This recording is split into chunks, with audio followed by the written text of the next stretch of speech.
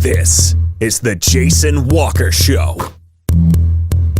Two-time National Sports Media Association Montana Sportscaster of the Year and three-time loser, The Jason Walker Show. The best local and statewide sports coverage, featuring the biggest guests from Montana. Flint Rasmussen joining us here on The Jason Walker Show. He's freaking exhausting, too. You used to dance a lot more. Yeah, I know, lady. I'm 51 years old now. The NAI Hall of Famer Mike Van Diest joining us here, Jason Walker Show. And is it just a deal where quarterbacks have to be good golfers? Well, that's all they have time for. They don't work out. They don't lift weights. They don't do anything else. They might as well go get on the golf course and at least have some fun. And from across the country, Doug Gottlieb, our guest here on The Jason Walker Show. End of the day, remember, it's your show. It's got your name on it. Howie Mandel, our guest here. Jason Walker, deal or no deal? The Jason Walker Show, broadcasting from the Major Mortgage Man Cave. Here's Jason Walker.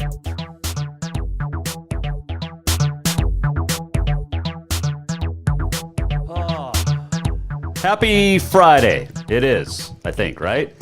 Jason Walker Show, Major Mortgage Man Cave. Thank you for joining us this afternoon. And for joining us every weekday from 4 to 5. All right, so you're watching live on Facebook and Twitter and also on YouTube. You're listening live every weekday. Here we go. You're listening live on Podbean, Network One Sports, TreasureStateRadio.com, and a lot more.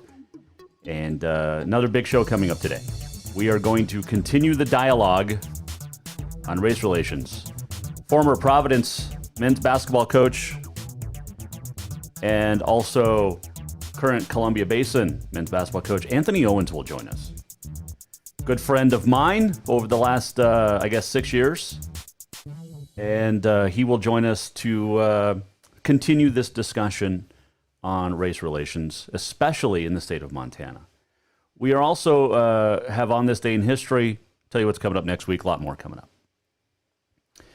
But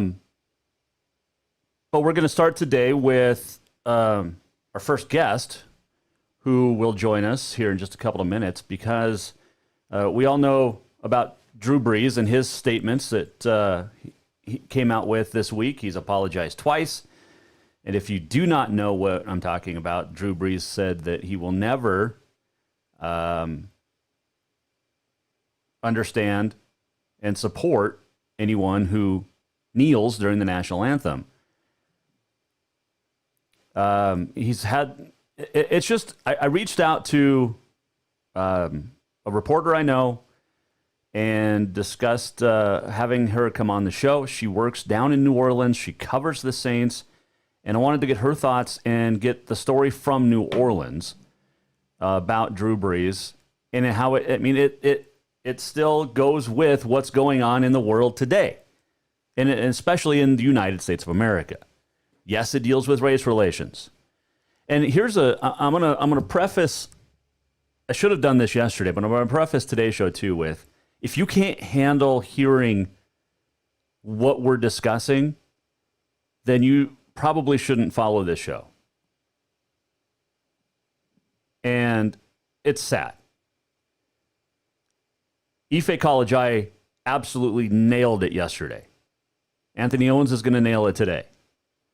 But if you guys can't handle hearing this stuff, then don't follow the show. Don't listen today. And that's on you. That's straight up on you. I won't use names, calling, any of that stuff, but that's on you guys. If you can't handle hearing from the black community on this show, then you shouldn't be listening to this show. So, just my thoughts.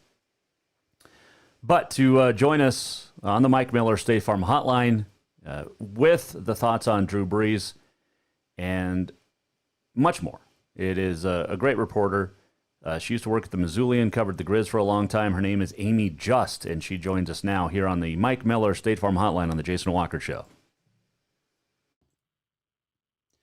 All right, Amy, first off, I appreciate you joining us. I haven't talked to you, I guess, since like Big Sky Media Days, 3 years ago, but you're kicking butt down there in the Big Easy right now.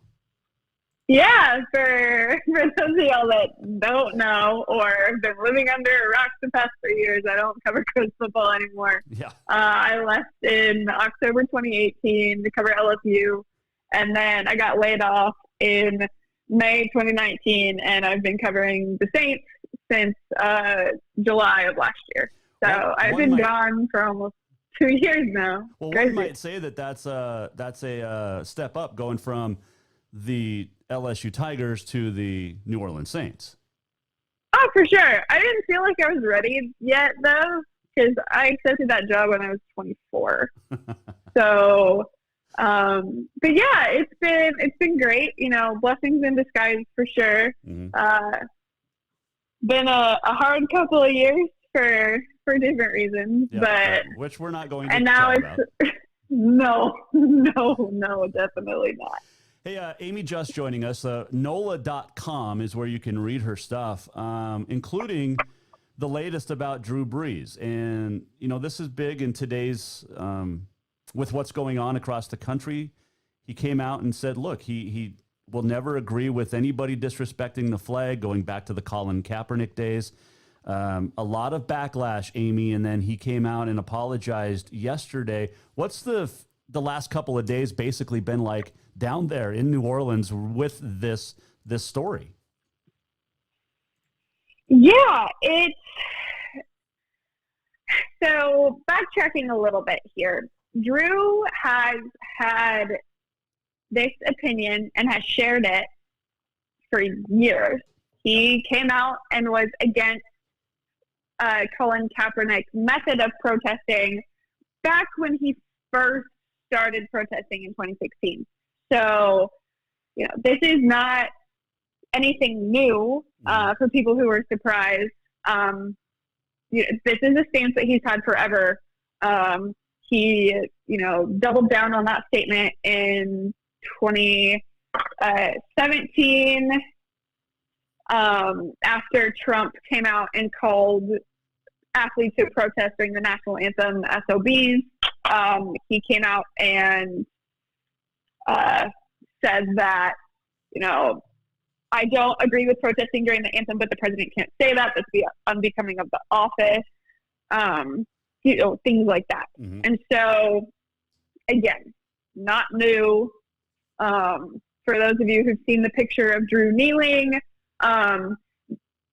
it's a little misleading because in 2017, after Trump had those comments, the entire Saints team banded together and kneeled together before the anthem for a game in London in 2017. And then they all stood up together linking arms for the anthem. So that wasn't during the anthem.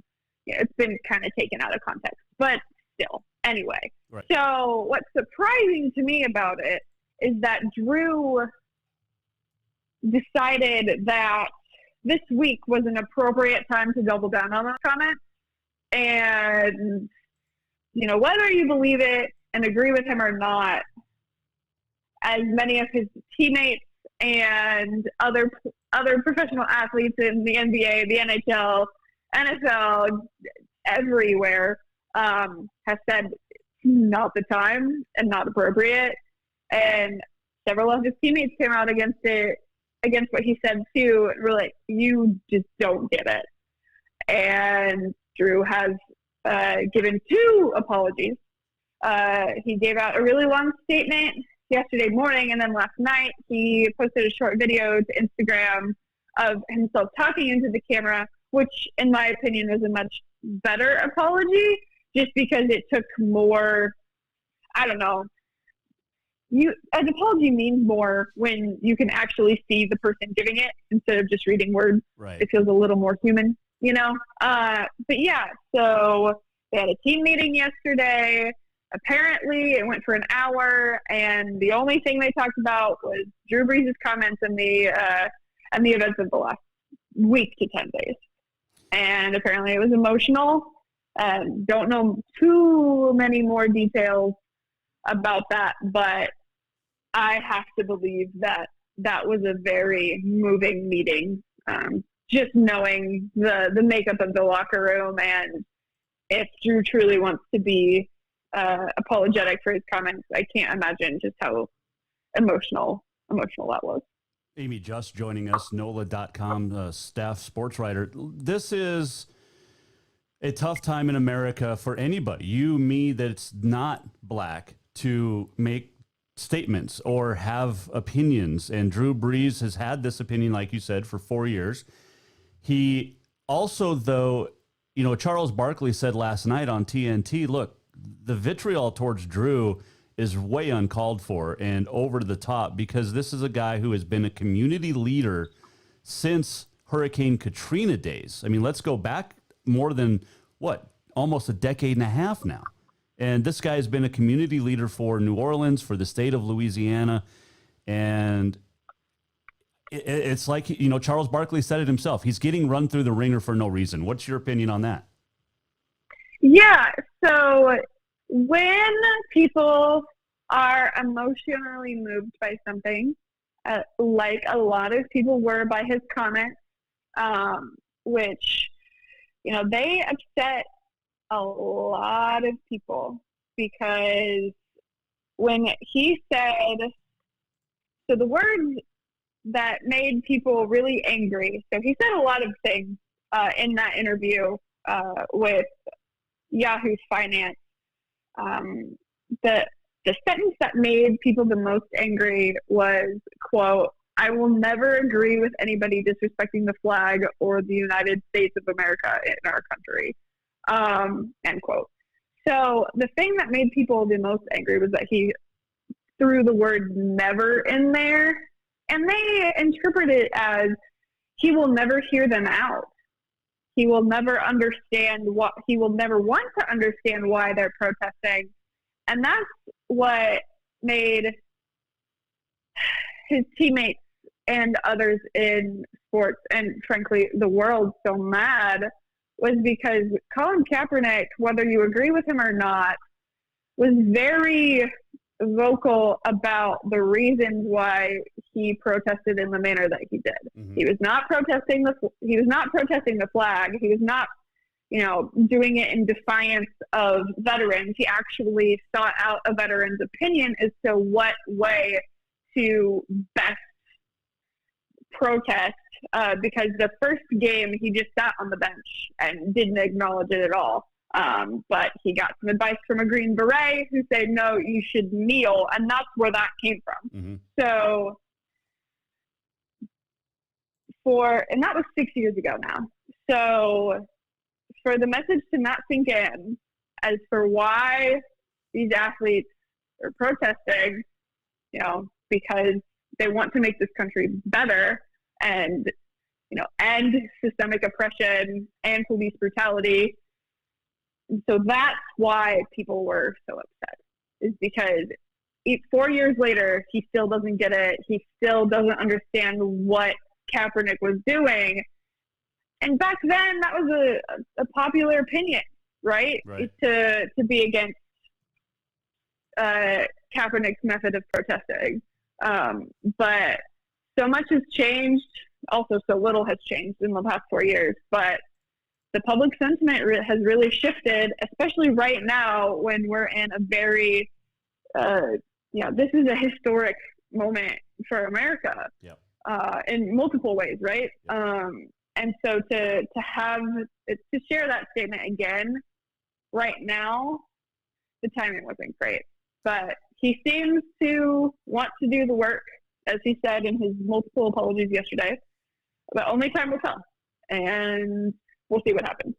Amy, he's had some support from teammates of color. Demario Davis came out, Michael Thomas both came out and said, look, they accept his apology. Let's focus now on the movement of, hashtag George Floyd. And is that what we're going to see as a Saints team moving forward, and really with the NFL moving forward this year and with the protests and with the riots? Because, look, they want to be together. And Drew, like I said earlier, he's a heck of a leader, not only for the team, but for the city.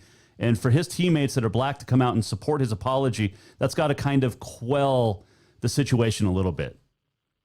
Yeah, for sure. Because before he issued that first apology, it was, almost 24 hours, 20 hours if you want to be, on the nose with it, that He didn't say anything, after that. And people were mad. I have never seen, and again, I'm 25. I've never seen so many players come out against their own teammate, an active teammate, so quickly and so angrily. I've never seen that before. Not to say it wasn't warranted. It's not listening to your teammates and not listening to their emotions. Not great, no matter what it's about. But so in that moment, when Malcolm Jenkins comes out and posts these two emotional, raw videos telling the stories of his grandfather who served in World War II, I honestly thought for a minute, like, is he done? Can he come back from this? Like, will his teammates ever trust him again?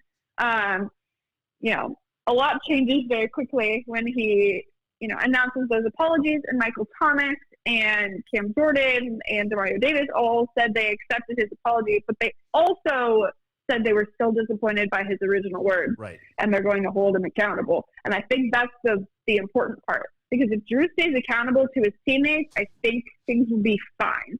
If he just let those apologies be lip service to try to appease fans and, the bottom line, frankly, his teammates aren't going to stand for it, and they're going to call him out on it again. Final quick question. Drew has been, like I said, going back to Hurricane Katrina in 2005, Drew's been so good for the community and the black community. Will this heal quickly? Not his teammates, I don't think, the community. Yeah. So during the protest last night and the night before in New Orleans, there was a fraction of those protesting who chanted, F Drew Brees, using the real word, of course. Right. And people were hurt. People felt like their leader, one of the biggest names in New Orleans, isn't listening to them. Right. And so they may have accepted his apology, they may not, but in order for him to gain their trust back, he has to put his money where his mouth is. And now that's something he's done so many times before. He helped build or rebuild New Orleans after Katrina and has done several things financially with his foundation and other charities around New Orleans. Most recently, he and his wife donated $5 million to the affected communities of Louisiana due to coronavirus. Wow. $5 million. That was one of the biggest donations by any person, sports or not, during that time when people were donating all their money. That's 5 times more than the owner of the Saints and the Pelicans donated. $5 million. So he knows that action means more than words, but his profile is so elevated that even though actions mean more than words, his words rang loud. They were so loud, and you can't undo the past. You cannot put the words back in the toothpaste bottle. Like it right. doesn't work that way. But and what he can do to have this, change his legacy is to turn it into a positive. Be an ally for the Black community and listen to them. Some of his teammates do listen and learn with the community. He needs to be a part of those and help either financially or with legislation, like some of his teammates have done. And just be there and be willing to do the work. And if he does that, this will always be a part of his story now, but how big of a part of his story will it be? And that's up to him. Amy, good work, good coverage. Enjoy reading your stuff at NOLA.com. Keep up the great work. Hopefully you got a season to cover with the Saints this year. And we'll talk to you soon. Thanks for joining us. Yeah, thanks for having me on. That is Amy Just joining us on the Mike Miller State Farm Hotline, reporter at NOLA.com. Wrote some great stuff for the Grizz for a couple of years, and now covering the Saints of New Orleans. Her thoughts and really inside info there from what's going on, because she covers the New Orleans Saints. She knows Drew Brees. She knows these teammates of his that have come out, and either most of them have accepted his apology. They just want to learn. They want to, everybody wants to learn and teach together, and that's, I think, the positive. We're going to take a break. When we come back here, Jason Walker Show, we're going to check in with Columbia Basin men's basketball coach Anthony Owens. He used to coach up at the University of Great Falls and the University of Providence. And we're going to get his thoughts on what's going on across America this week and last. So as we enter, almost the second week, almost the third week now of protests after the tragedy to the death of George Floyd. All right, we're coming right back. Jason Walker Show here, and Anthony Owens next. Have you thought about buying a home and just don't know where to begin? Well, when it comes to one of the most important purchases one can make, we understand it can be frustrating and confusing, but it doesn't have to be. Let the Major Mortgage team help you with all your mortgage needs. Major Mortgage means major service, and we would love the opportunity to help you today. Give J.R. McFadden, NMLS number 1246357, a call today at 406-465-1918, or you can visit him at 2001 11th Avenue, Building A, Suite 3 in Helena. Major Mortgage is a division of AMCAP Mortgage, NMLS number 129122, equal housing lender. Father's Day is coming fast, and what more would that great dad in your life want than a full detail from Auto Concepts? Or maybe he would just prefer a lift kit. It's also camping season, and now is the perfect time to outfit that rig with a winch just in case. Auto Concepts is your home for everything for your vehicle, including updating your car stereo system too. Auto Concepts also has gift certificates for dad or yourself. Visit AutoConceptsHelena.com. Auto Concepts, the auto enhancement professionals. Yes, it's true that Montana is a long way from the Gulf Coast, but you can bring that Cajun flavor home with a stop at Cafe Zydeco. From po' boys to classic sandwiches, Cafe Zydeco has all the best Cajun in town. Are you in the mood for seafood gumbo or crawfish etouffee? Maybe you're craving jambalaya with some shrimp and grits. Head in for breakfast, lunch, or dinner, or call ahead for pickup or delivery. Cafe Zydeco will fix all your southern cravings, even on a chilly Montana day. Cafe Zydeco is a proud sponsor of The Jason Walker Show. Who doesn't love being number one? When your team's dominating the standings, or your favorite band rocks the charts at number one, it feels good, right? Kind of like how it feels when you have auto insurance with State Farm.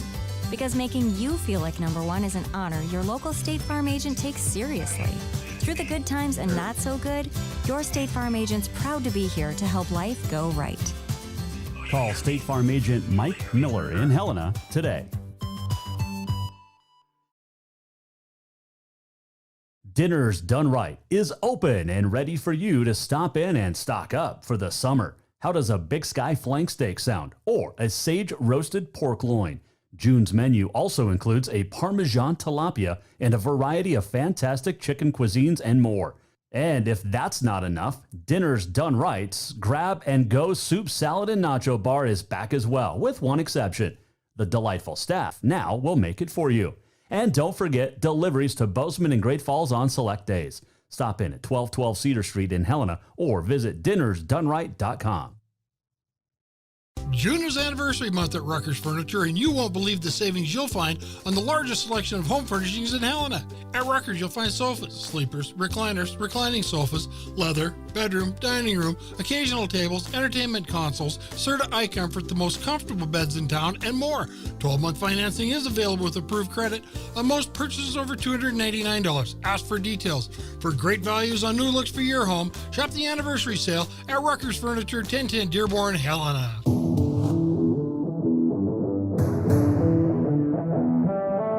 Welcome back to the Jason Walker Show. Welcome back, Jason Walker Show, on a finally Friday on this day in history still to come. There's some great news about one big rodeo coming up. We'll tell you about that here in the Major Mortgage Man Cave as well.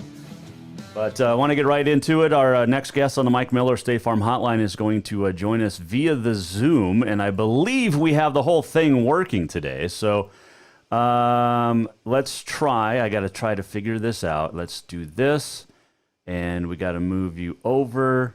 So I got to close this. I don't know what I'm doing. I just want to know that Coach Anthony Owens is sitting there. And Coach, how are you? Good, and yourself? I am doing great. Hey, we got Zoom working. This is awesome. I know you deal with this every day, but you're also, 1,000 miles away, so I can't. Yes. Hey, how are things at Columbia Basin? They're pretty good right now. I've only been here 26 days, and I've only been in Tri-Cities for 4 days. So. Oh, geez. Yeah. How many have you had any meetings with your team yet? Do they even know who their coach is?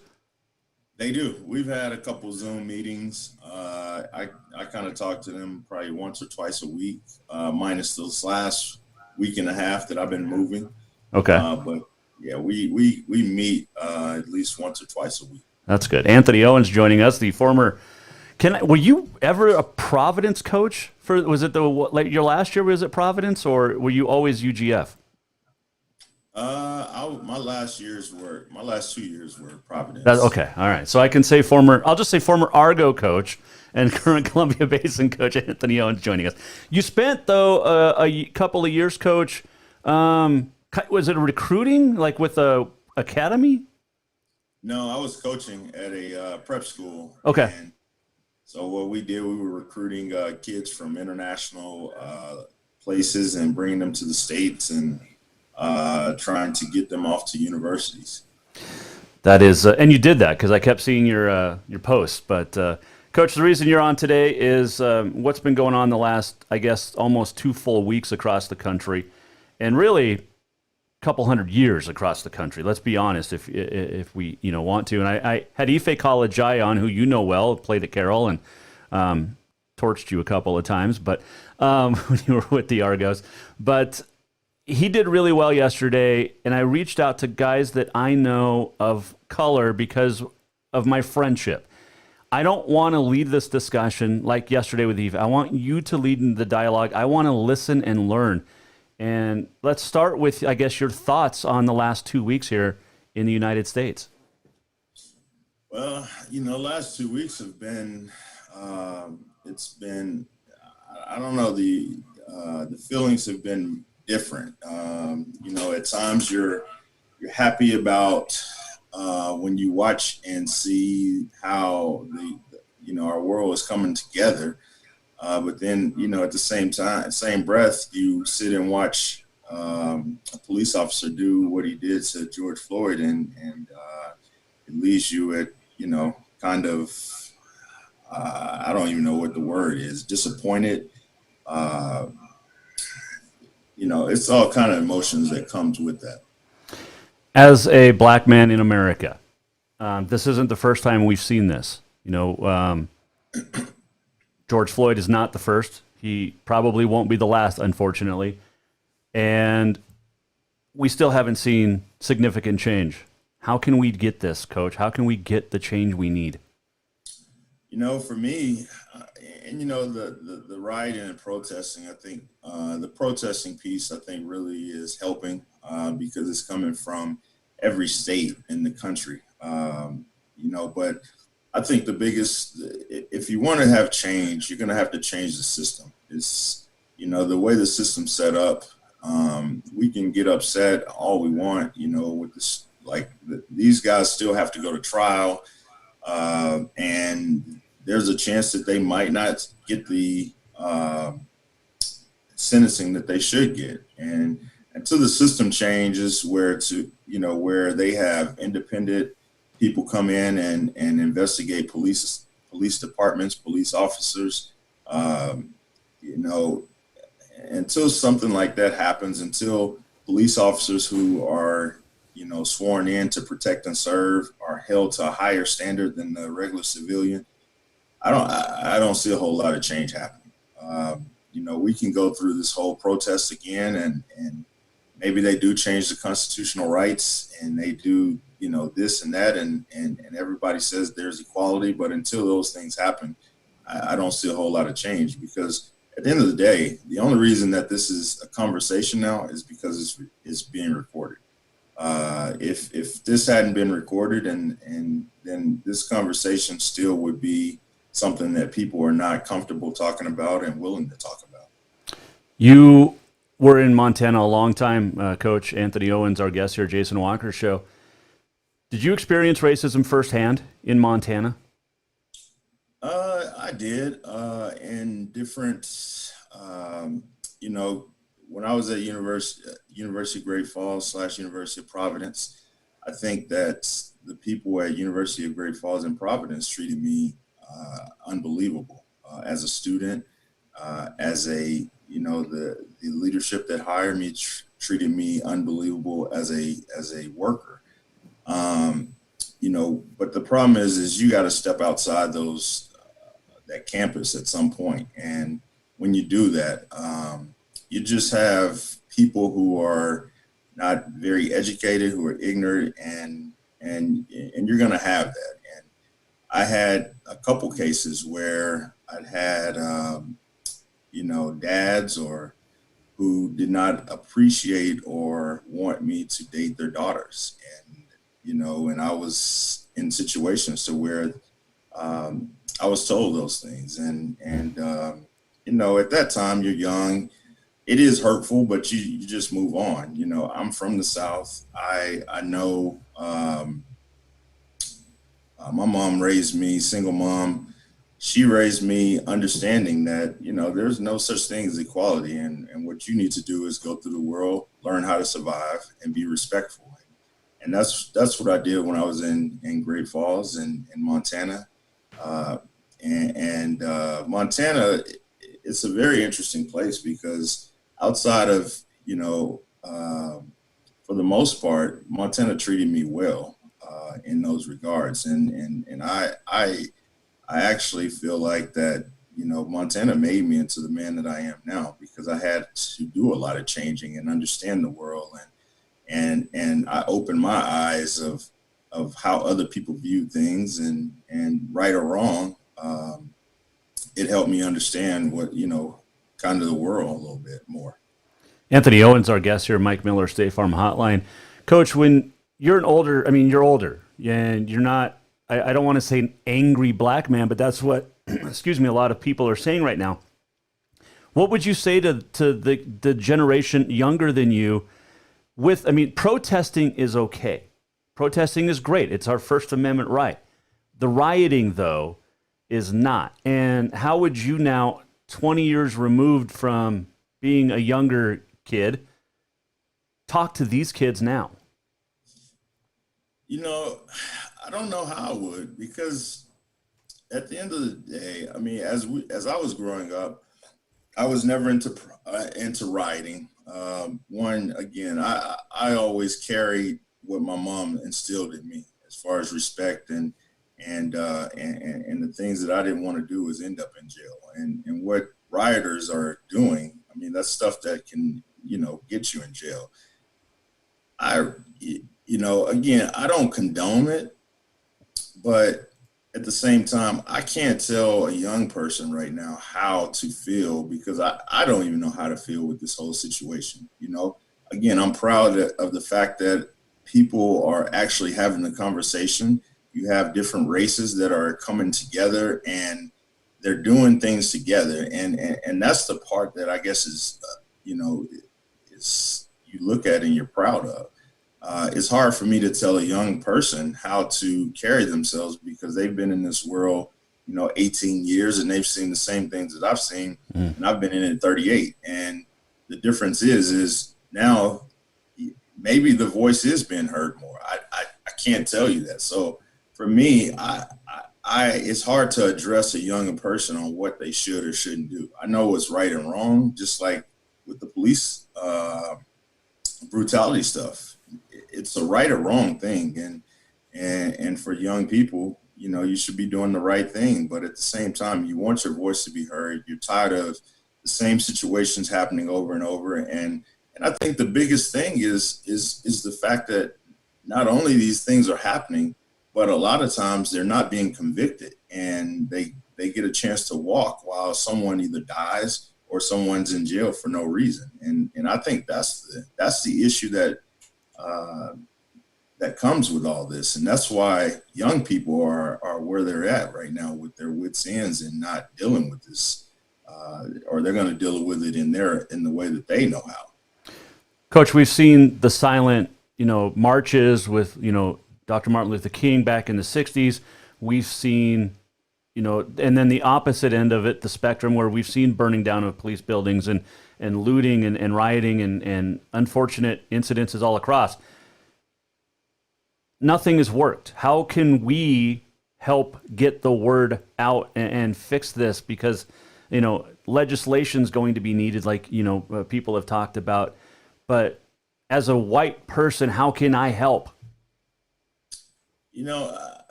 That's a great question, Jason. For me, again, I think a lot of it becomes, the discussion of, we all have our political parties and I'm not a politician by any means. I'm not into it. But, the people that we're voting for, we vote for people because of the party. We don't vote for them because of their views and what they stand for. And that's another big reason why we're in the position we're in right now. And, again, I'm not a political person, but the leader that we have right now and president, it started right there. And it's not the fact that that he just is, I wouldn't say he's just straight up racist, but just the comments that come out of his mouth and the disrespect that he has, not just for races, but women and just even how all this even started. And I think that's where the big problem becomes. And until we address that, until we have so many things we have to address for this to become right. And let's start with, let's make America great again. When has America ever been great? America's been, it's a great place to live. You have some freedom, but as a Black man, and I can honestly say this, I've done everything to survive. It's not like I go out and I'm just living this great life. I do things to survive and make sure that my family is good. But I always have watched my surroundings. I've always carried myself in a respectful way. I think that, even when I was a coach in the Frontier Conference, I made my teams carry themselves in a way that I would conduct myself in an everyday setting. And I had to do that. And I felt I had to do that because you only get one chance at this thing. And I'm very fortunate that Columbia Basin has taken a chance on me and given me a head coaching opportunity again. But that's what you feel as a Black man, is you get one chance. And is it right or wrong? Only the people who are in those positions can answer that. But I know as a Black man, you have to make sure you carry yourself a little bit higher and you got to dress a little bit better than that next man. And you have to do, you have to try to be better than the next guy. It can't be even, or else you're going to lose every single time. Coach, you've mentioned a couple of times about how we need change as far as, in the justice system. How do we get that? How do we go about getting that change? Again, I really think that it'll really start if you hold accountability. And again, if I'm a police officer and I go out and I get convicted of murder or second-degree murder or manslaughter, then that should be double than what the civilian gets. If I have a police department, I should have independent workers coming in and investigating and making sure that we're doing everything that we're supposed to be doing the right way. It's just like everything else in coaching or in institutions. They have people come through and check and audit and make sure that everything is running smoothly like it's supposed to. And, in coaching, they have compliance. that make sure that everything is going how it's supposed to. Now, some of those have coaches that are in-house, and that's how a lot of institutions end up getting in trouble. But for the most part, most institutions are held at a high standard. Most coaches are held at a high standard, and that's the same thing with police officers. They should not have an in-house person investigating what's going on inside the department, whether it's a murder or just a arrest, that, because there's a lot of guys in prison that should not be in prison. And, until we get that it won't change. You can change the Constitution all you want. You can change how many years, because at the end of the day, a man gets to make the decision on how many years you get, 10, 15, 20. And until that changes to where it's not a systematic thing, we're not going to have a whole lot of change, in my opinion. Coach, can you stick around for another segment? Yes, sir. All right. Anthony Owens joining us, the Columbia Basin coach. We're going to continue our dialogue on race relations. And when we come back, I want to get his thoughts on some of the protests. And I got more questions, but I want to listen some more. And he's one of the best. He'll talk your ear off about anything, really. But Coach Owens will join us, continue to join us when we come back here. All right, here on the Jason Walker Show. This last segment brought to you by our friends at Rutgers Furniture. June is anniversary month at Rutgers Furniture, and you won't believe the savings you'll find on the largest selection of home furnishings in Helena. At Rutgers, you'll find sofas, sleepers, recliners, reclining sofas, leather, bedroom, dining room, occasional tables, entertainment consoles, Serta iComfort, the most comfortable beds in town, and more. 12-month financing is available with approved credit on most purchases over $299. Ask for details. For great values on new looks for your home, shop the anniversary sale at Rutgers Furniture, 1010 Dearborn, Helena. Yes, it's true that Montana is a long way from the Gulf Coast, but you can bring that Cajun flavor home with a stop at Cafe Zydeco. From po' boys to classic sandwiches, Cafe Zydeco has all the best Cajun in town. Are you in the mood for seafood gumbo or crawfish etouffee? Maybe you're craving jambalaya with some shrimp and grits. Head in for breakfast, lunch, or dinner, or call ahead for pickup or delivery. Cafe Zydeco will fix all your southern cravings, even on a chilly Montana day. Cafe Zydeco is a proud sponsor of The Jason Walker Show. June is anniversary month. Who doesn't love being number one? When your team's dominating the standings, or your favorite band rocks the charts at number one, it feels good, right? Kind of like how it feels when you have auto insurance with State Farm. Because making you feel like number one is an honor your local State Farm agent takes seriously. Through the good times and not so good, your State Farm agent's proud to be here to help life go right. Call State Farm agent Mike Miller in Helena today.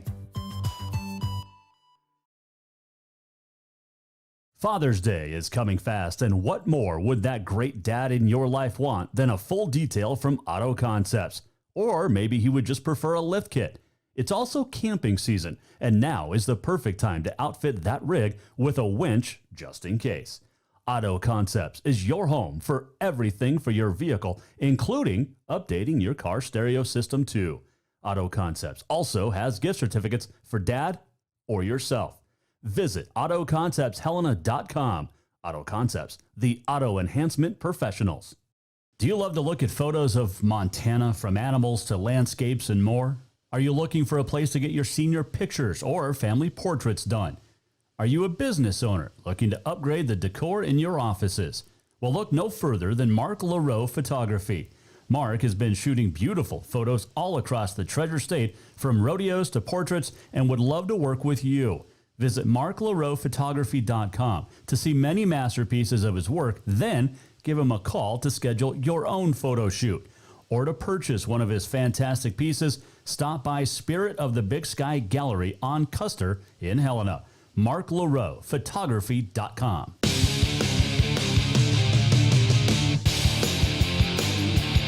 Welcome back to the Jason Walker Show.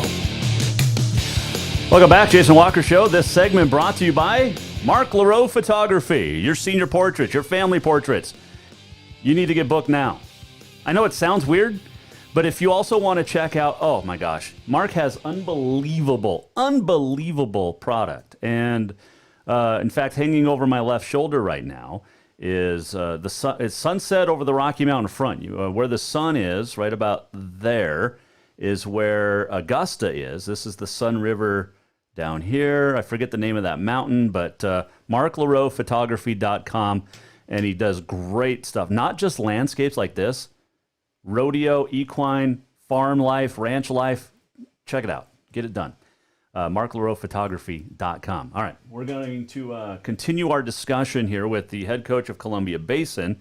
His name is Anthony Owens. He is a great, great guy, and one of my true favorites that I ever got to work with in the Frontier Conference. And Coach, Columbia Basin, is that D3? It's junior college. Oh, it is a JC. Okay. Yes. And Tri-City, so what, Pendleton?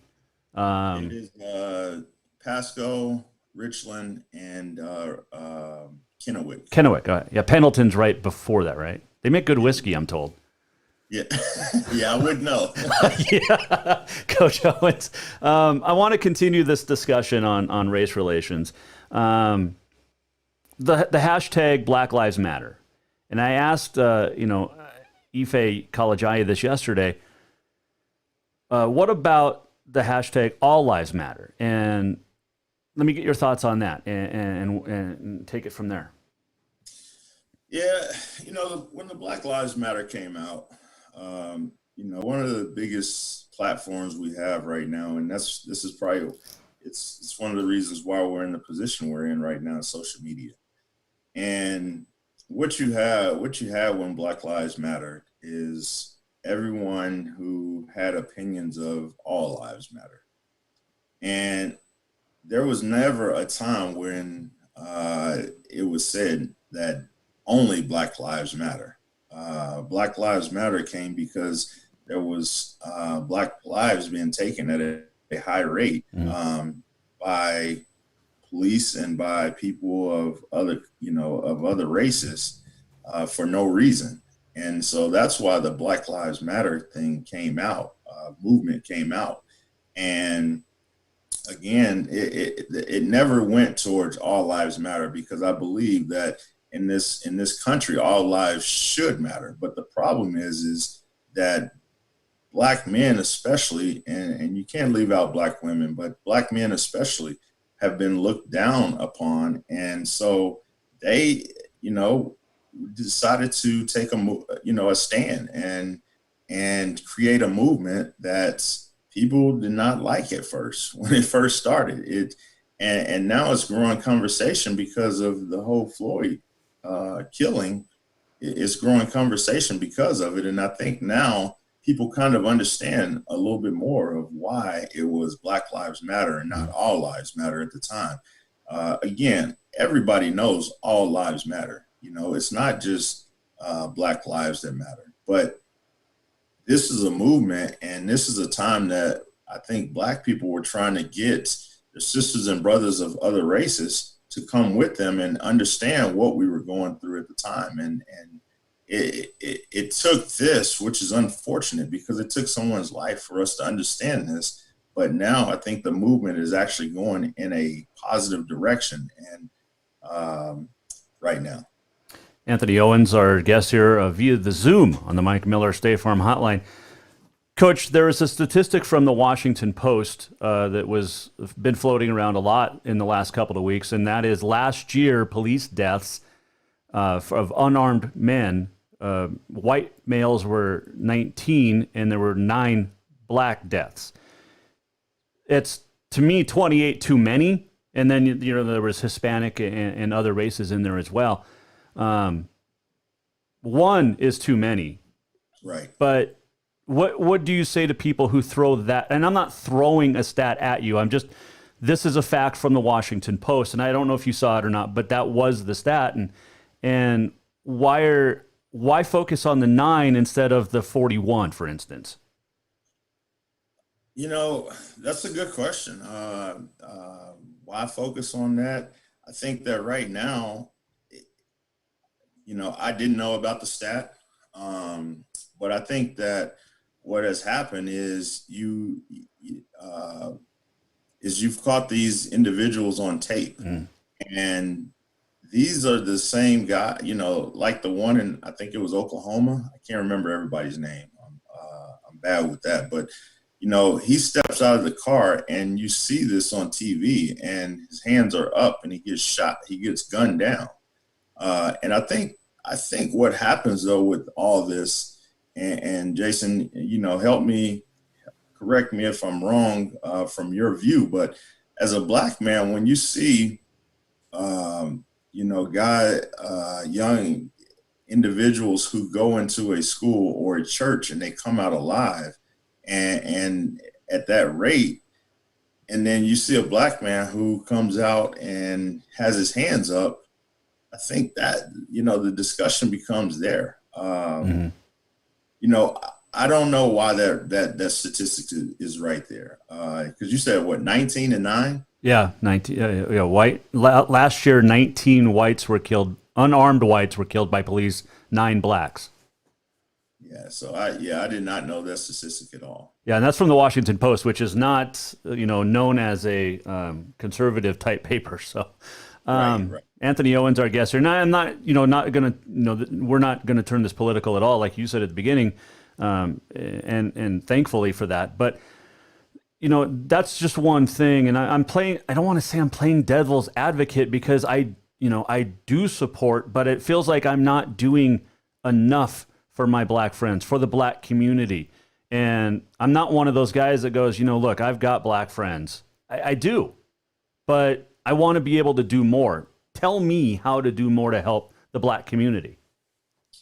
I think that to help the black community, give a young man, and I don't know what all you do, Jason. I know you do broadcasting, and in my opinion, someone like yourself, give them a voice, give them a chance, because a lot of times you don't have that opportunity, and that's where it starts, to be honest. If you're going up against, if it's white and black, a lot of times it's not the black man that's going to get the job. And so I think that if you're able to give them an opportunity, that's a start right there. I think that if you're able to help educate, which that's, for me, I've lived under a different scope. I had a white gentleman who put me through school my first year of college. He made sure that I was going to school. He made sure that when my mom was struggling, he made sure that me and my sisters had things to made sure my mom had enough to give to me and my sisters. He made sure when I was in college that I didn't want for anything. And that was an individual that, I played high school basketball with his son, but he didn't have to do any of that. And he still to this day helps me out in those regards if I needed it.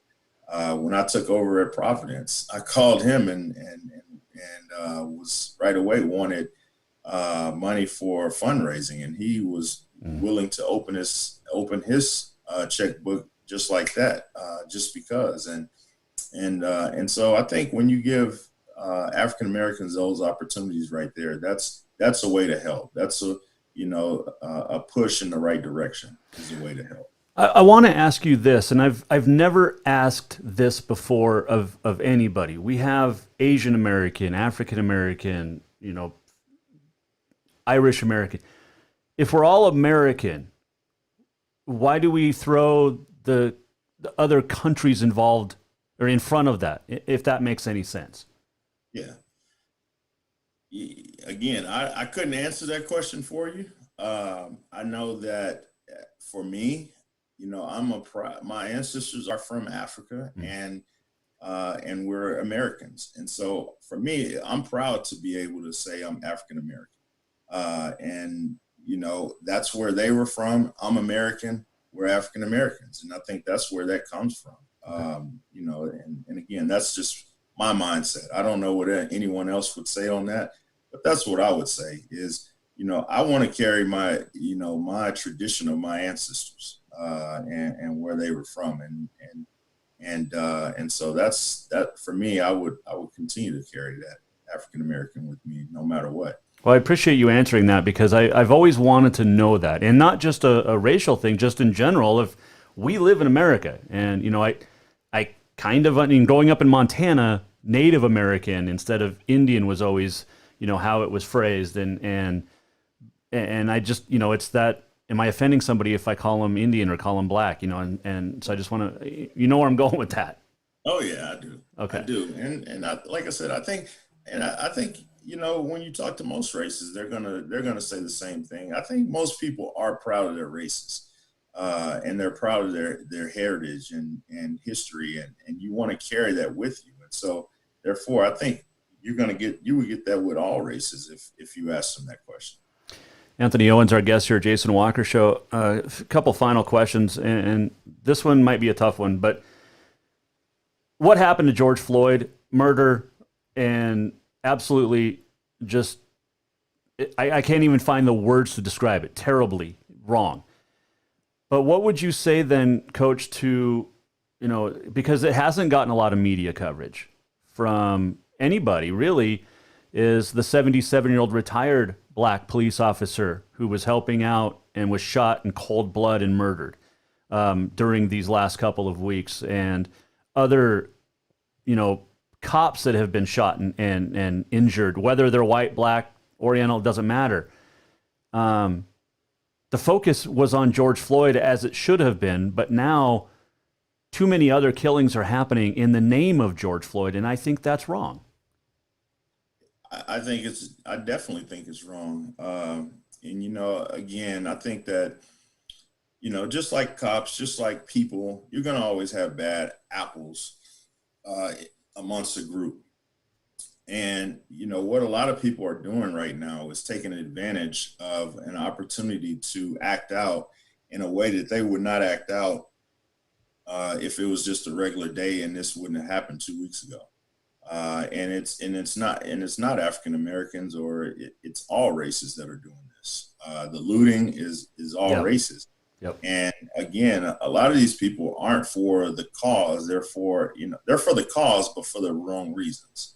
And I think if you listen to Floyd's family, they wanted peaceful. They did not want anything like, rioting and looting and all that for, in his name, because, again, he was from my understanding, I don't know him personally, but it sounded like he was a good human being, and people liked him. And so, they didn't want anything. They didn't want violence and all this and deaths in his name. And a lot of people have said he wouldn't want that either. Mm. And so I just think that people are taking advantage of the situation and seeing when we're all at a time when we're all I can't even think of the word right now, but vulnerable. Right. We're all vulnerable right now, and so they're taking a chance or taking an opportunity to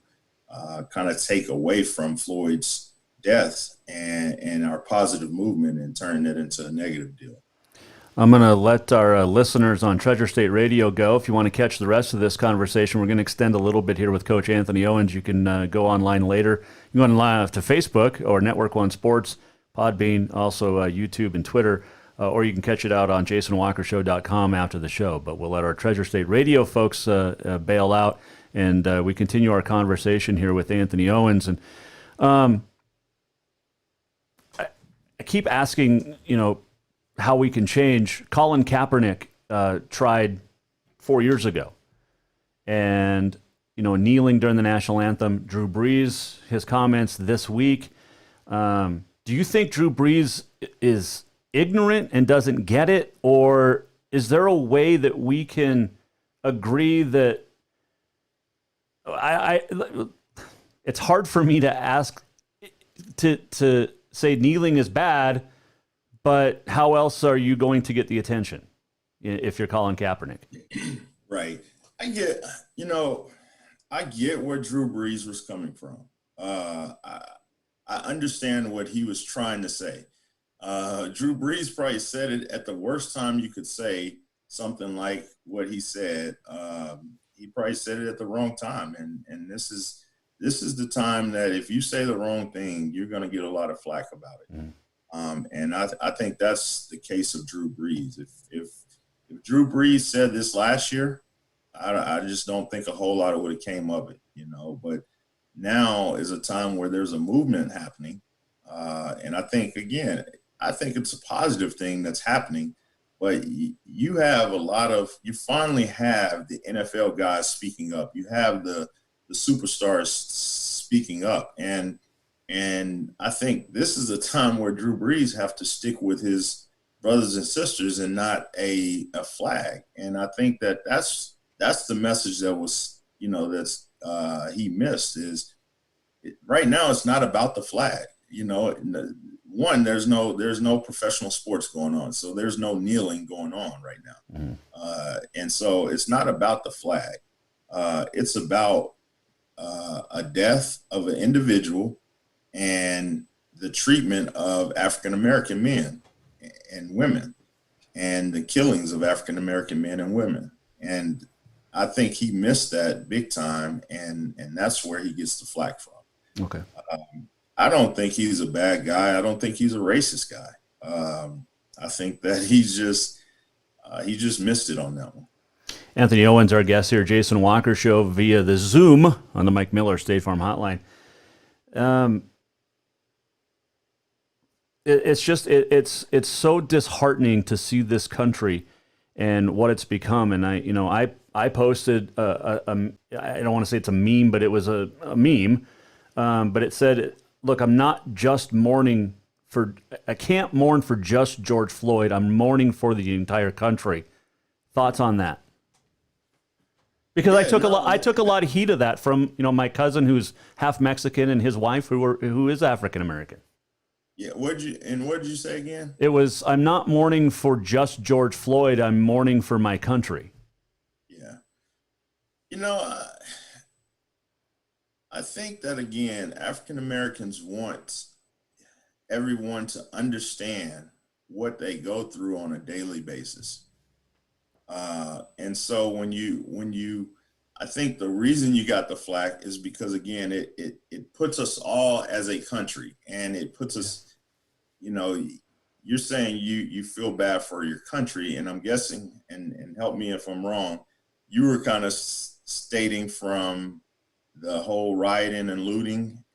Am I correct? Yeah, it was early this week. Yeah. And so, the rioting and looting is a bad thing. Again, I don't agree with it, but the killing of Floyd is worse. And because you know what, Floyd or the rioting and looting, we can rebuild. It's been done before. But you cannot bring that individual back. And I think that's where, again, I think that's where you probably got the flack from that of, African American is sitting here saying, well, this man just got killed, cold blood killed. I mean, we just watched that. Like, it's the most disheartening thing I've probably seen in my 38 years of living, to sit there and watch that.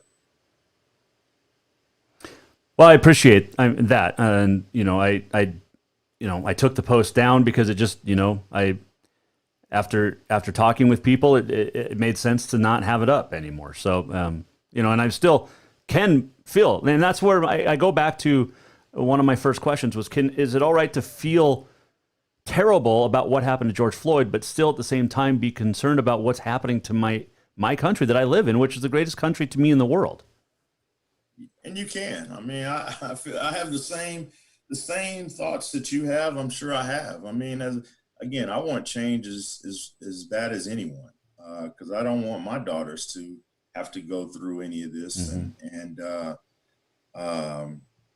have to worry about anything because of the race that they are. But at the same time, I'm also worried about, we're in a pandemic and we're tearing our country up right now. And will we ever recover? Will we all just end up being here without any? I mean, it's definitely a stressful time to be in this country, because you don't know what's next. You don't know what to say. You don't know what to do in a time like this, because again, I am an African American male.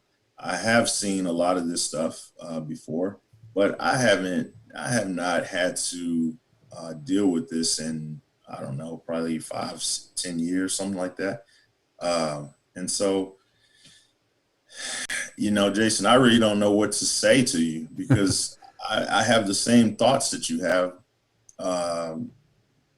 But I know not to post those things. I know not to, because at the end of the day, that man, the movement that we're making, I pray to God that it's a positive and it actually does happen.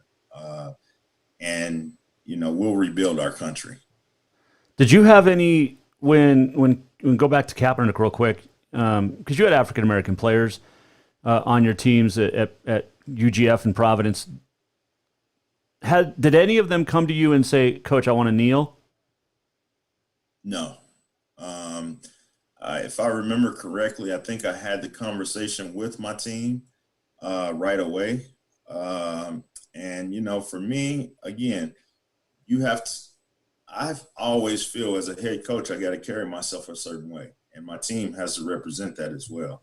And so I actually sat down with my team and I kind of educated them. Montana was not the place to, that wasn't the platform or the place to do that. You're not going to change anyone's mind in the state of Montana when you're kneeling on the flag.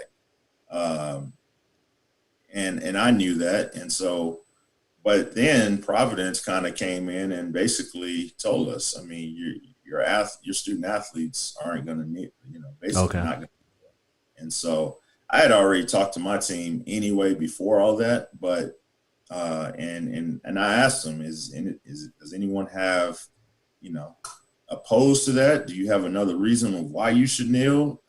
Because if you do, get it to me and we'll talk about it. But I just didn't feel Montana was the place to, to do that at the NAI level. It's just, if anything, you're going to bring distraction to your team, if anything, distraction to that individual. Which to me, Coach, is sad because in Montana, we live in a bubble where we can't have this discussion. 4 years ago, I started the show out today by saying, look, if you're uncomfortable hearing about this stuff, then don't watch. I don't want you to follow the Jason Walker Show because to me, and I'm not going to call anybody racist, but if you don't want to have this conversation and hear this conversation, then something's wrong with you. And to me, that's wrong. If you felt personally that Montana was not the place to talk about something 4 years ago or even today. Coach Anthony Owens joining us here. As the head coach at Columbia Basin, what will you tell your team, or have you already, about what's going on across the country and how to conduct themselves and how to act out and ask questions? Yeah, I haven't had a discussion with my team this year so far. Just one, because I don't even know if we're going to play. Well, yeah. Two, I haven't gotten a chance to meet with them. I think this is a discussion that needs to happen in person. I don't think that Zoom is the right platform to have that discussion because I want individuals to be right there with each other. I want everybody's undivided attention. I want everybody to be able to or be comfortable enough to either speak up if it gets emotional, to be able to walk out.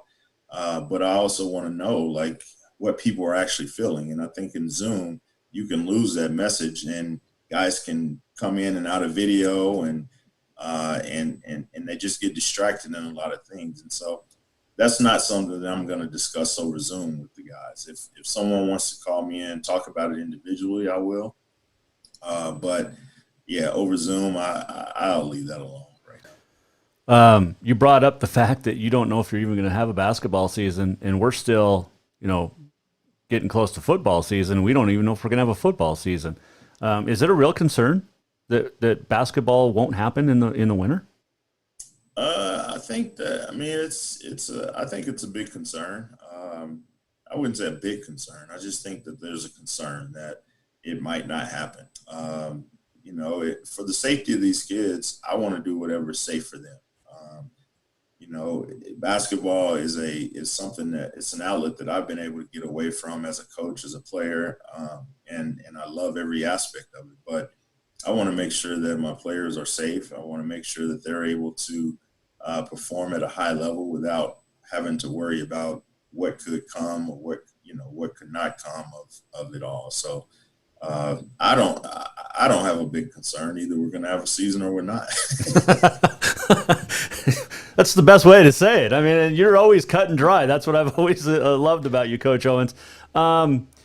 With the pandemic, you brought this up, the COVID-19. We've got all the protesting going on. People are, shoulder to shoulder. I think we're going to see more outbreaks. I think in what really scares me, Coach, is when students come back to campus in August. They're not coming from just, like in Montana. They're not coming from Fort Benton or Centerville. They're coming from everywhere. And same thing with the Tri-Cities. They're not coming from just Kennewick, Pasco, and Richland. They're coming from literally all across the country. And I think we're going to see a big explosion. I hate to say that because if there's no football, volleyball, soccer season, I don't know if we can have a winter sports season either. Right. Yeah. I'm a big, and again, I try not to get into politics too much. I think that us as the United States right now, we are kind of easing each other. We're easing everyone into being able to contract the COVID-19, in my opinion, because everything's opening up. Cases is not like cases are dramatically down. We're just opening things up. And so I think what they're doing, and I could be wrong. I'm just, going through my brain of what I feel is going on. And they're opening things up so that we can all become immune to it. And, if you're someone that has conditions, you probably shouldn't come out as much.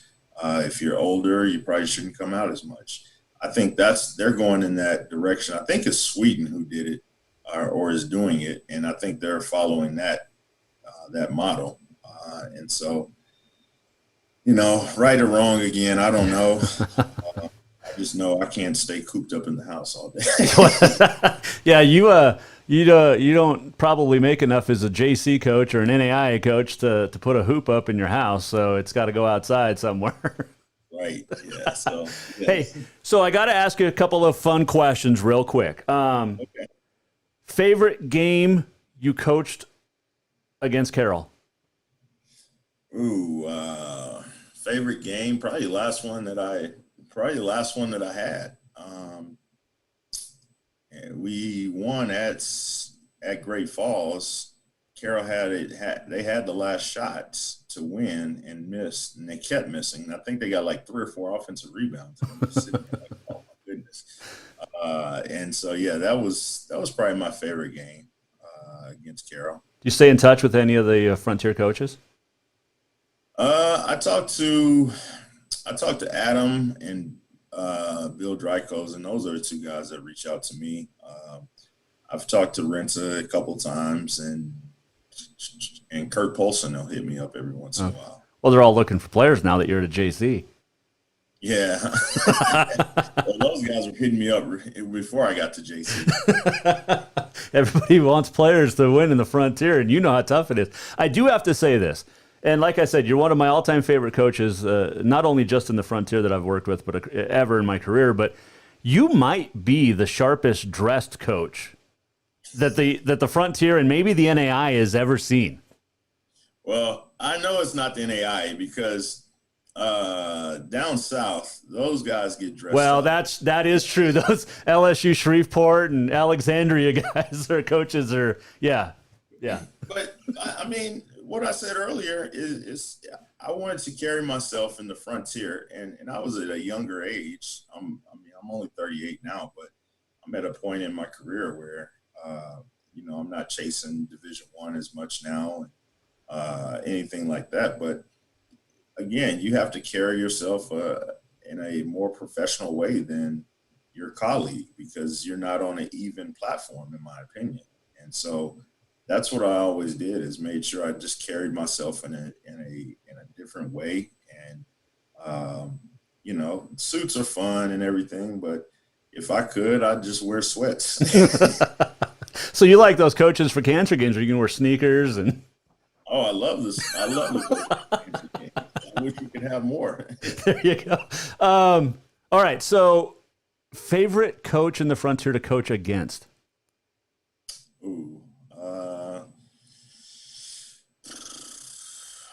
I don't know, man. They're all tough to coach against. They're all funny in their own little ways.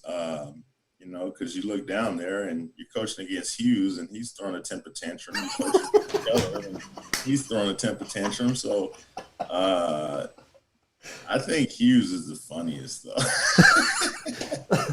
He takes his jacket off like real early. Yeah, he takes his jacket off. Keller goes off, but he doesn't he just goes off for a minute. But Hughes, he takes his jacket off and he's a little extra with it. Favorite gym other than our McLaughlin to coach in the Frontier? Northern for sure. Really? Why? Because of the crowd? The atmosphere. Just I like the old school gyms. Yep. Outside of the city, I love the gymnasium. Wow. See, and you're not going to get in trouble for saying that because you're not in the league anymore. Right. And, if you were, you wouldn't have to make that trip to LC anymore, which is nice too. I know, but now you're only playing, 5 teams? No, there's still have yeah, that's right. There's only 6 teams now. It's nuts. 15-game conference schedule. So was your last year the first year of the 18-game conference schedule? No, my third year was the first year of the 18. Okay, when you played twice again at LC and Would you rather go to Havre or Lewiston? Havre. Smells better. Havre, for sure. Even when it's -40. Yeah, there you go. With wind. With wind. That was my last time going to Havre. It was negative. It was like -30. Yep. With wind, and I'm just sitting there like, why am I coaching right now? This is not healthy right here. Yeah, but you're coaching in a gym. Yeah, but you have to walk to that gym. That is true. It feels like the longest walk you've ever had. Wait, they didn't drop you off down below? No, they drop you off at the top, and you got to walk up the sidewalk to the gym. And so, well, your bus driver was wrong then, because when we rode with Carol, they would drive us all the way down to like the training room entrance, and you walk up the steps, so you're outside for 2 seconds. Yeah, no, they didn't do that. We want to make our team tougher, so we started. Oh, is that what it was? Yeah. That's what it was. All right, final question. Favorite guy to coach against in the Frontier? Favorite guy to coach against? Yeah. I don't know, probably Keller. Well, no, the player. I'm sorry, player. Oh, player? Yeah. Shoot. You saw some pretty good ones. Yeah, the one I really liked is I forgot his little there's a kid from Carroll, the guard. Oh, Zach Taylor? Taylor. Yeah. To sit and watch him, just how he would destroy your team, no matter what kind of game plan you put, on him or for him. To sit him play, watch him play the game and just make the right reads every single time. And I mean, it was just, it's lovely as a coach to watch. You hate it as an opponent, but right. To watch it as a coach, you're just like, man, how can I get somebody like him? And then, and then Dom comes along and he's the same. Those two guys right there. Yeah. Are the two of my, they're the two favorites that I watch and love watching or playing against in the Frontier. They were pretty good. I hate playing against them, but I love playing against them. Right. No, I know what you're saying. I miss you in the Frontier, Coach. I mean, I'm not doing Carroll games anymore after getting, fired, but miss you in the Frontier and miss you in Montana because I miss our conversations. We had some good ones over the years. Well, we can still have those conversations. I don't miss the Frontier as far as travel and the 3 games, and I do miss a lot of the coaches. Yep. I miss I miss the atmosphere of the Frontier games, but I'm very happy where I'm at. Yes, you are, and that shows on your face, and you can hear it in your voice, Coach. Thank you for letting me reach out and have this discussion, because I think it's an important dialogue. And like I said, you were always one of my favorites, and just enjoyed chatting with you over the years. And today it's been in an eye opener for me. Well, thank you, Jason, and thank you for having me, allowing me to get my platform to voice my opinion. And I really hope that we as a country move in the right direction. And I'm not asking for a lot, but just equality. Coach, we appreciate it. Take care. If there's anything ever on your mind you want to discuss, feel free to hit me up, and we'll throw you on. All right. Thank you. Thanks, Coach. Say hi to the family. We'll talk to you soon. You do the same. That is Coach Anthony Owens joining us on the Mike Miller State Farm Hotline via the Zoom. And what a great guy. Great coach. Fantastic guy. He's a good coach. He's a better person. And I mean that. He's, like I said multiple times, one of my all-time favorites for sure to talk with in the Frontier. This last segment brought to you by our friends at Rutgers Furniture, or Mark LaRoe Photography, rather.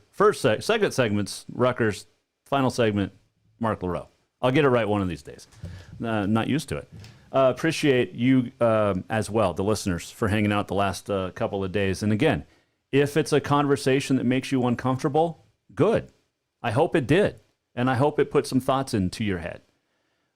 This is a conversation that needs to happen more, in my opinion. And if it comes up to where I can and bring somebody on the show to have more dialogue, I'm going to. And if you can't handle it, I'm sorry. And that's on you.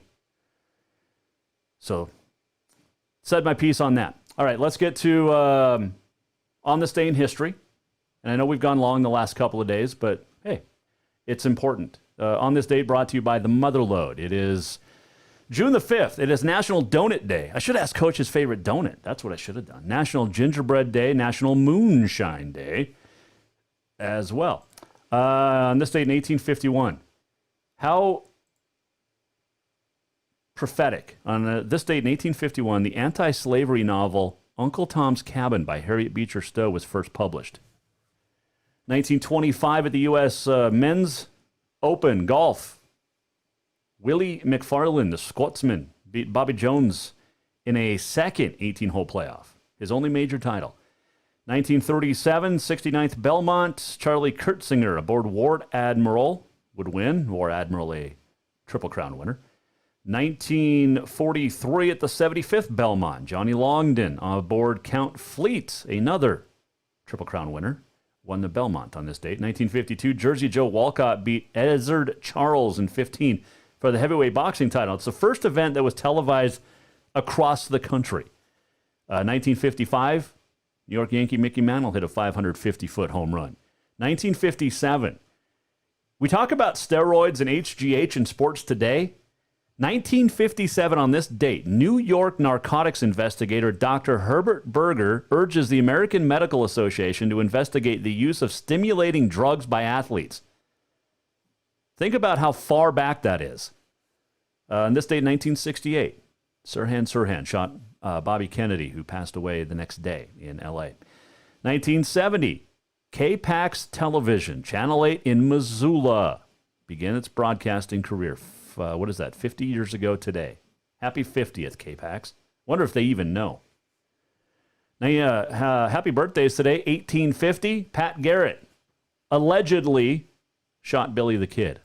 Allegedly. 1878, Pancho Villa was born. Pancho and Lefty, the song. But he was also, more importantly, a Mexican revolutionary general and guerrilla leader. Happy birthday, Mark Wahlberg, born on this date in 1971. Played Invincible, the Vince Papaya. Yeah, you know what I'm talking about. In Invincible, the movie. In 1993, Conway Twitty passed away. Died in surgery on this date in 1993. He was 59. I was on my senior sneak trip to Lagoon in Salt Lake when Conway Twitty died. Sad news. And 2004, perhaps the greatest American president ever, Ronald Reagan, passed away at 93. 40th U.S. president. He was a great actor, too. So there is, On This Day in History, brought to you by the Motherlode Sports Bar, Casino, and Restaurant. Make sure you get in and experience some fantastic food, gambling, and just camaraderie. Motherlode Sports Bar, Casino, and Restaurant. We're almost at the end of the show. What did we learn? And what did he miss? Time for the walk-off. Well, it was a great week. We learned today Anthony Owens still a man of comedic or comedy. I love Coach Owens. Good luck out at Columbia Basin. He's going to do well out there. He's a good dude. The last couple of days have been eye-opening, but it's a conversation that I felt needed to happen in this, not only here on the show, but in this state. And like I said earlier, if you can't handle it, that's on you. Great guest this week, Anthony Owens, Ife Kalajaya yesterday, Miss Rodeo Montana, Katie Lynn Krause. By the way, I think I found a spot we're going to hang the Miss Rodeo Montana sash. I think we're going to put it, it's going to decorate the mic. How's that? Right there? I think that's where we're going to end up with it. Katie Lynn Krause. Sean Mergel, Kevin Tenney joining us, Wade Sankey earlier in the week. Seems like it was a month ago that we talked to Wade Sankey. It wasn't. Oh, speaking of which, let me get to some pretty good news. This is good. The two great news. The National High School Rodeo Finals couldn't be held in Nebraska, so moving to Lazy E Arena in Guthrie, Oklahoma this year. It'll be July 17th through the 23rd at Lazy E. And